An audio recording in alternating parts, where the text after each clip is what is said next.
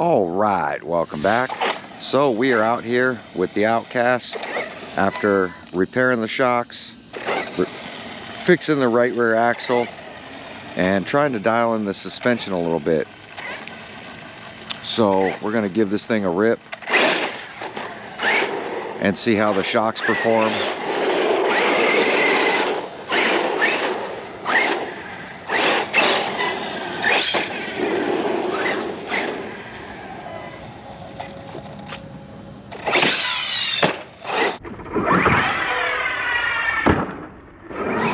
Yeah, much better on the response now. Just on the curb backflips, I could tell that it wants to just pop up. But we're gonna go ahead and hit the skate park real quick and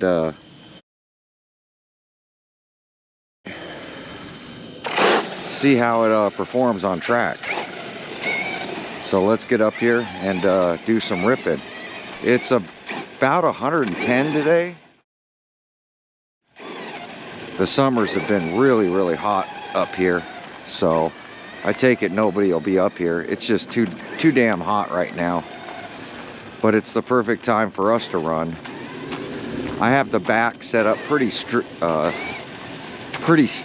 on the preload. The front is loose, but the springs are almost 2 pounds heavier than the factory springs, closer to 1.5 pounds heavier. So, and of course the shock's not bent, and the right rear axle is turning smooth, because what would happen under full droop or full compression, the axle would bind, so that would create problems with air control.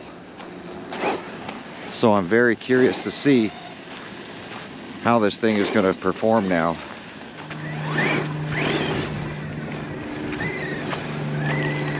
I could tell the suspension just over this loose stuff is at least working. I don't know if it's better. I know it's working. I know the backflip off that curb was epic.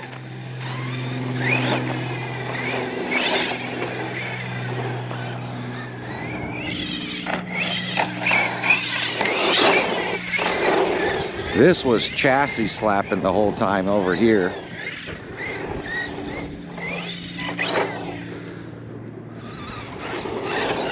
I don't imagine it would chassis slap anymore. Yeah, you can see how smooth it is now.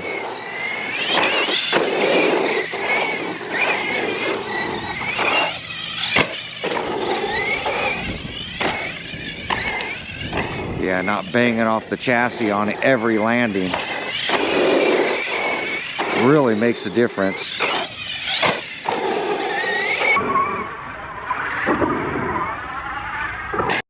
The control is 100 times better.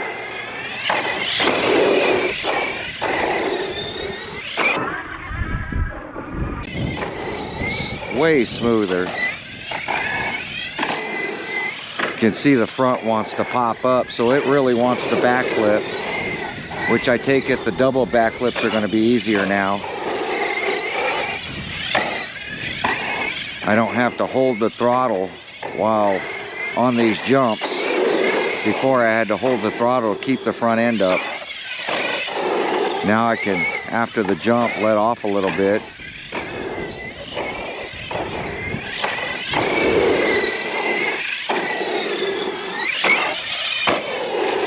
No real chassis slap, which is awesome.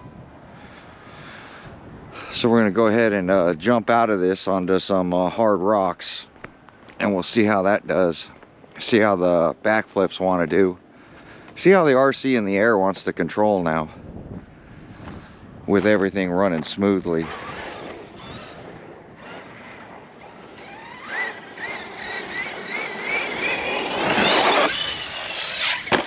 Yeah, way better. It just instantly wants to backflip like it's supposed to.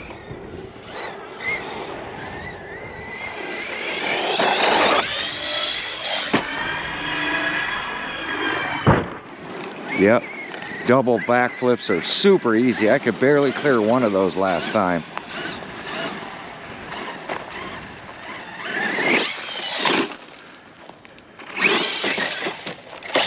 I like what the rain has done to this. If the weeds weren't at the top, it would be like perfect.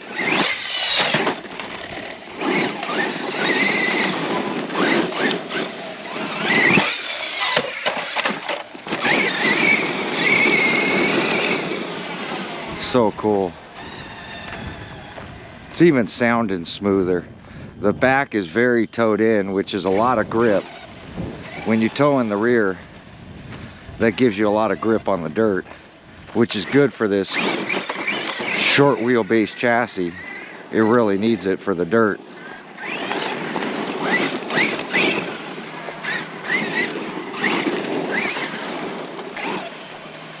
Ooh, it is so dry and hot here. I don't want to kill the electronics or the battery.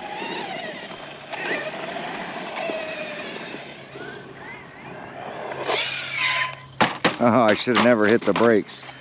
It slid to one side.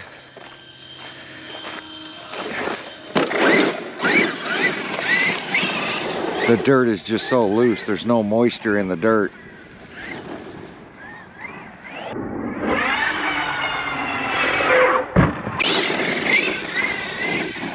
You can see the front is landing way better. Trying to get a clean hop off this thing. Yeah. We don't have that hard chassis slap and that bounce. And now with the spring rate being up on the front, it's kicking the front up. So I can control it.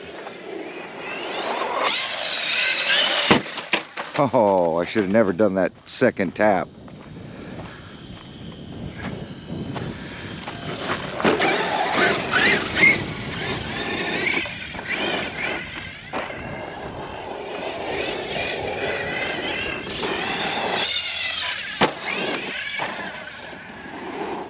Trying to get used to the hop on the front.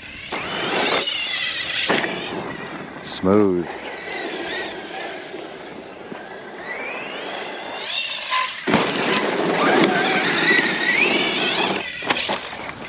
Oh yeah, see, that's the stiffness of that rear.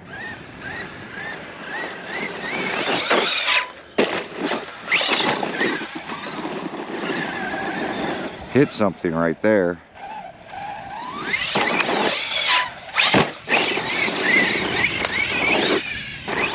Just wants to backflip off everything. I just need to get some speed.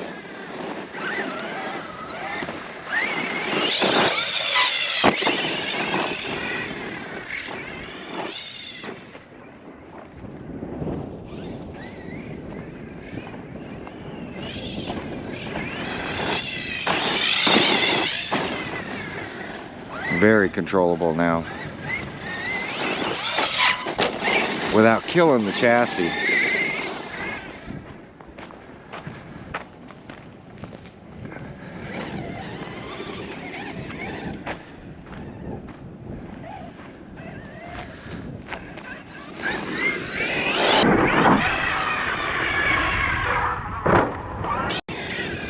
See how smooth those landings are now.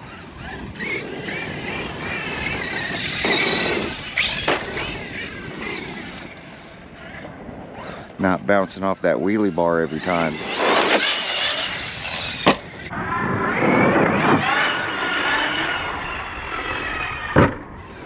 Doubles, no problem now.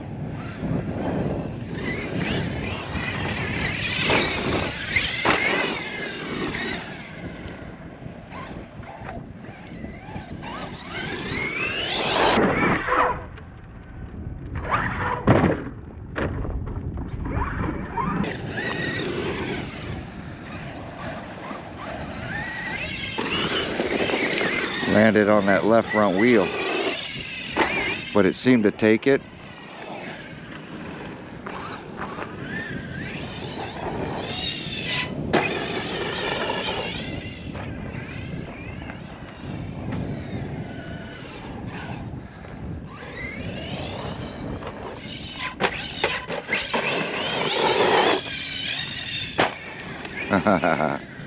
So cool. A lot of big rocks over here right now.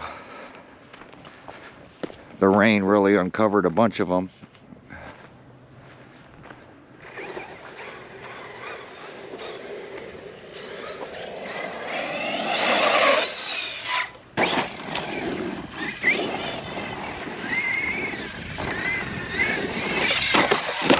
There's a big rock right there. Light RC car.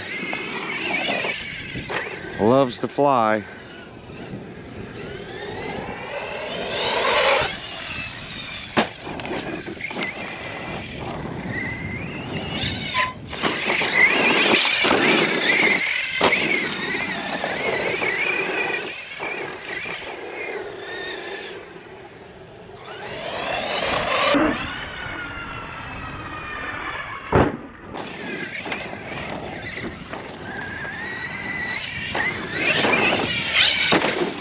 Very cool.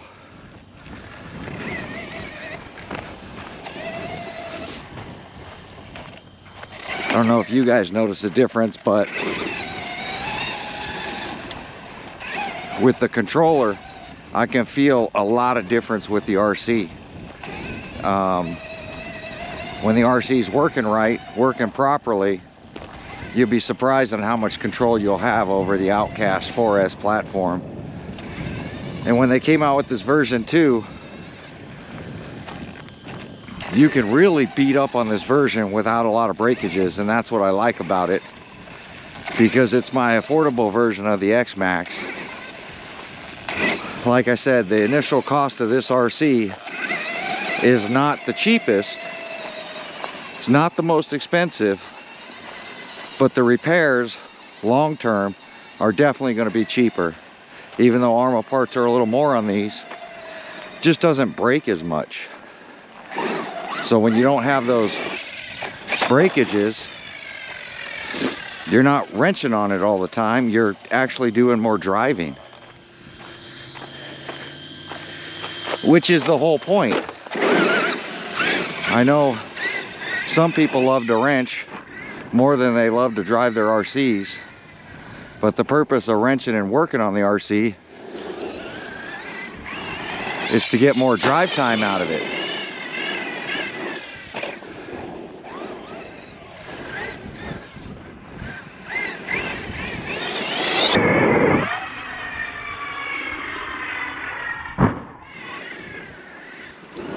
So controllable now.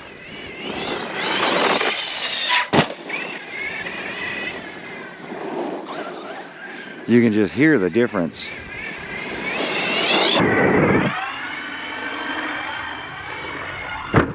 Oh, right on that rear.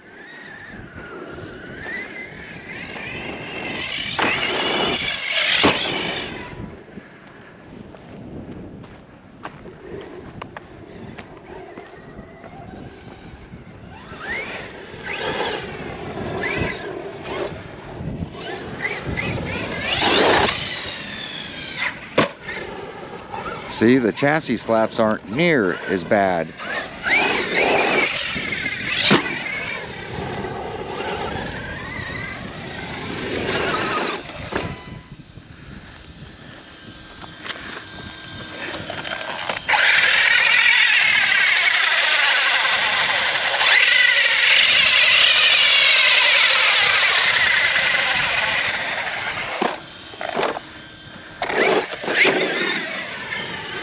I think that other axle needs to be cleaned out as well.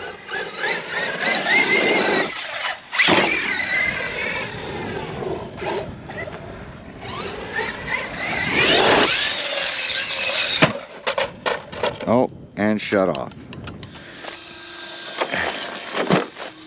Steering's still working, so motor came unplugged.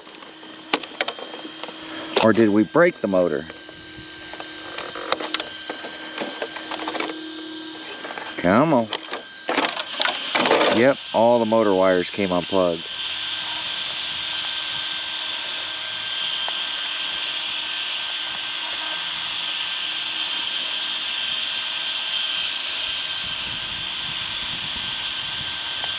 Oh, they're even arcing.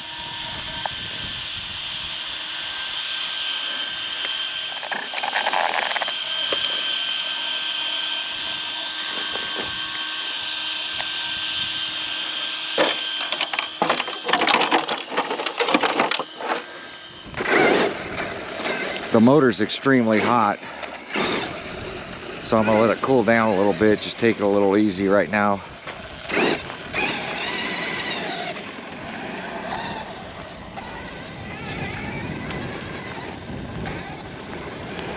$110, you just can't go ham with it, you know. I want to attempt a front flip because I was having trouble with it on this RC.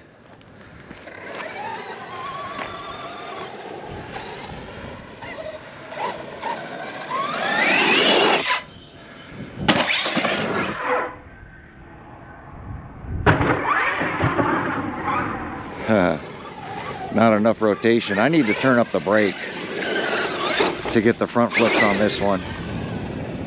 The brake's not strong enough. So I have to plug in a tuning card.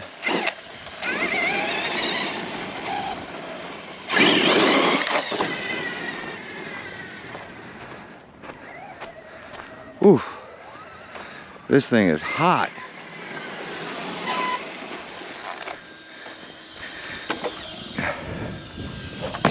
Listen to that.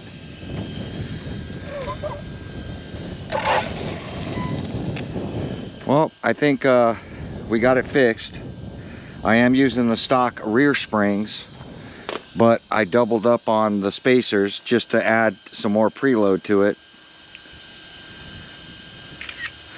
And then we up the front spring rate just so it's not hitting that chassis so much, which really makes a big difference on your landings.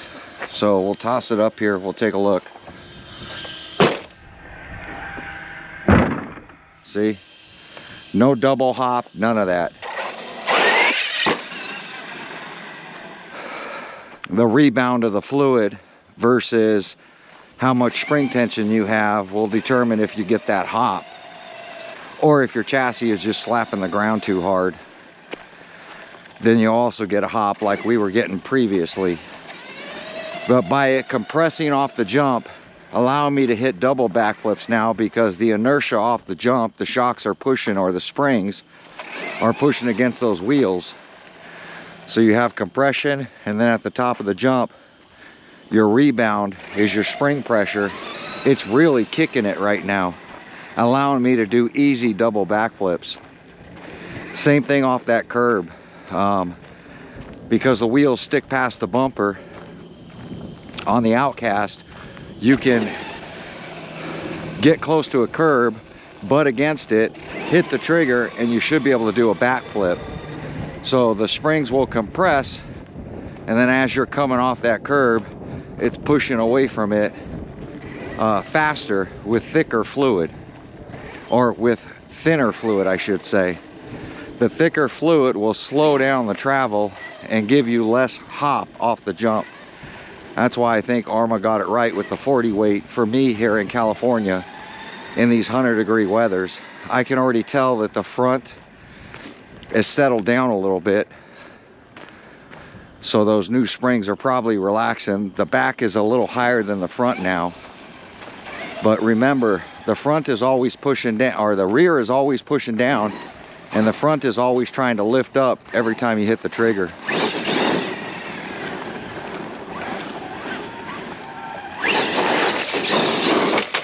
Giving us those spectacular wheelies that I love, even in the gravel. Is that an X-Max or is that a different brand? No, a different brand. It's Arrma. Oh, okay, cool.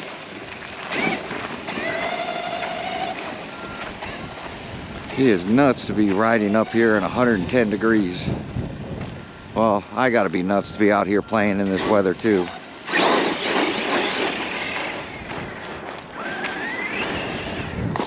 Oh.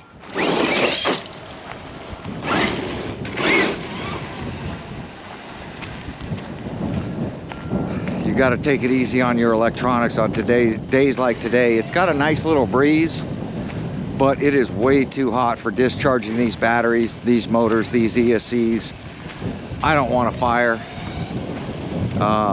Battery's going to want to discharge really quick in the heat, where in the cold it does the opposite. It doesn't want to discharge quick, but then you don't get a lot of run time in the cold.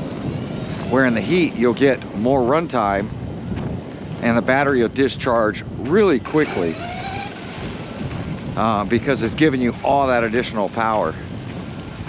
So, but you got to worry about heat as well, because when those electronics start getting hot, that ESC starts getting hot, even though you have your safeties set up, the caps are going to want to pop, and then that's when you're going to get a fire. I could tell my steering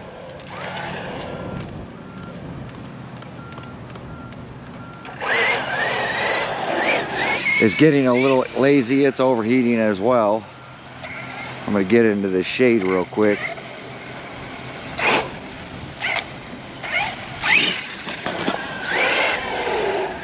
Be a rock in there too.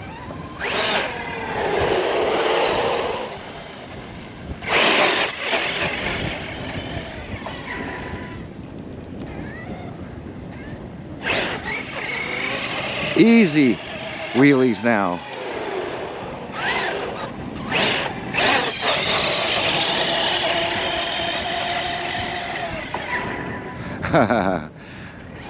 Shocks mean a lot when it comes to the wheelies as well. Oh.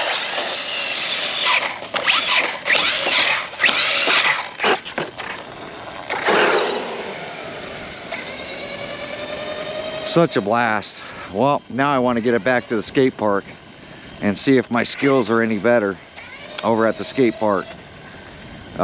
Just because I have smoother landing and more air control. I couldn't even double backflip it over there. I was lucky to get one rotation out of this RC.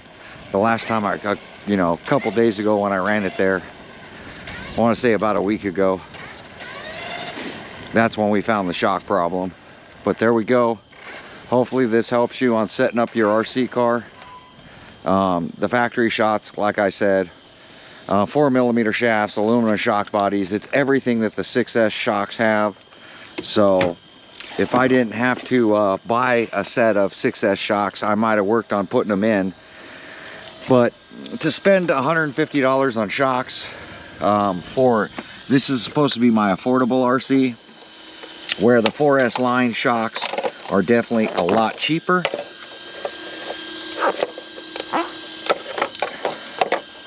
If I break one or bend one, then it's just easier to repair the shock. But there we go. Like, comment, subscribe. We'll catch you guys on my next video. Comment below. Does it look any better? Get out, rip an RC. Have fun. It's what life's about. Thanks for watching.